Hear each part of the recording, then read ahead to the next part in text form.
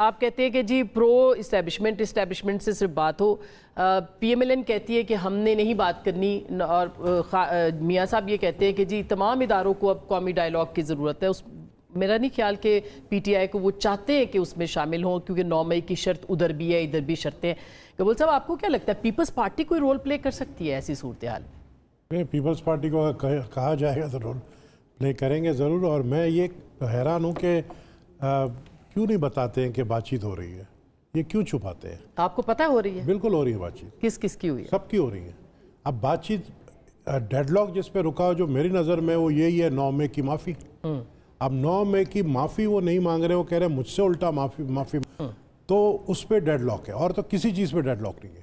آپ کے کیسز جو ہیں وہ کورٹ پر ہیں, وہ کورٹ جانے آپ جانے. آپ جو دوسرے سہولتیں مانگ رہے ہیں, اول تو جو بات علی ظفر صاحب نے کہا الیکشن کی, یہ تو آؤٹ آف کوسچن ہے. الیکشن ابھی ہوئے ہیں اسی سال. دوسری بات یہ ہے کہ یہ فارم 45 فارم 47 سے نکلیں پہلے, اور پھر جو ہے ان کے جو اپنے جو قیدی نمبر 804 ہے ان کا ایک الگ سوچ ہے, ایک الگ رائے ہے. اور یہ جو ان کے ایڈوائزری کمیٹی ہے ان کے ایک الگ طریقہ کار ہے, اور ان کی سوچ بھی الگ ہے. یعنی اگر میں یہ کہوں کہ علی ظفر صاحب کے ساتھ اور جو ایڈوائزری کمیٹی کے جو لوگ ہیں, جو ان کے کمیٹی کے لوگ ہیں, وہ سب مختلف جو ہے رائے دیتے ہیں اپنے چیئرمین کو جیل میں جا کر. لیکن بات صرف ایک بات پہ رکی ہوئی ہے, مذاکرات, جو ملاقاتیں ہوئی ہیں مولانا صاحب سے. مولانا صاحب کو وہ غلط ٹریک پہ لانے کی کوشش کر رہے تھے. غلط مطلب انسرٹنٹی ہمارے ملک میں اس وقت سب سے بڑا مسئلہ عوام کو سوچنا چاہیے, ہمارے لوگوں کو سوچنا چاہیے کہ عوام کا سب سے بڑا مسئلہ کیا ہے, غیر یقینی صورتحال. تو مولانا اس پہ آمادہ نہیں ہوئے. دیکھیں بات چیت چل رہی ہے, جس طرح کہہ رہے ہیں نا, کوئی بات ہی نہیں. آمادہ کرنا ہے, راضی کرنا ہے کچھ لوگوں کو. یہ کہنا کہ جی ہم گورنمنٹ سے بات نہیں کریں گے, اسٹیبلشمنٹ سے نہیں کریں گے, تو بھائی گورنمنٹ سے تو آپ بات کر رہے ہیں. آپ کا اشارہ محمود خان اچکزئی صاحب کی ملاقات جو ہے وہ رانا ثناء اللہ صاحب سے ہے, گوہر ایوب صاحب کی ملاقات وزیر اعظم شہباز شریف صاحب کے ساتھ ہے. یہ آپ کا اشارہ اس خبر کی طرف ہے. اب بات چیت ہو رہی ہے, مانے اس چیز کو.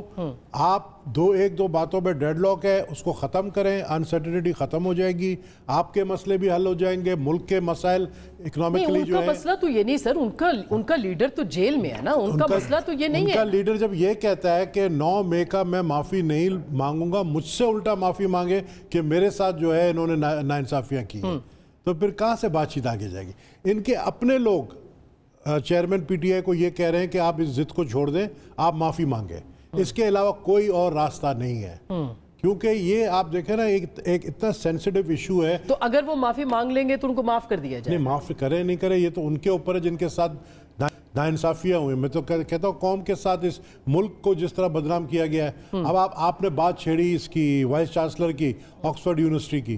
مجھے بتایا اتنا بڑا نیوز پیپر گارڈین کے اندر بھی یہ ساری باتیں آ رہی ہیں ان کے حوالے سے کہ جی انہوں نے یہ کیا, طالبان کے حوالے سے. سب سے بدنامی کس کی ہو رہی ہے؟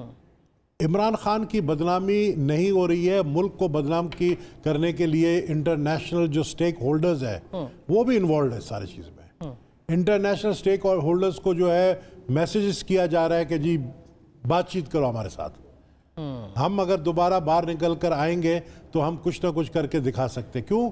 کیونکہ ہمارے پیچھے عوام ہے, ہمارے پیچھے پبلک ہے. یعنی آپ کا یہ اندازہ ہے کہ تحریک انصاف یہ کہہ رہی ہے کہ بھئی آپ ہم سے بات کریں کیونکہ ہم پاورفل ہیں, یہ آپ کا اندازہ, یہ خبر ہے کہ میں تو کسی خبر کو بھی اندازہ ہی بولوں گا. اچھا.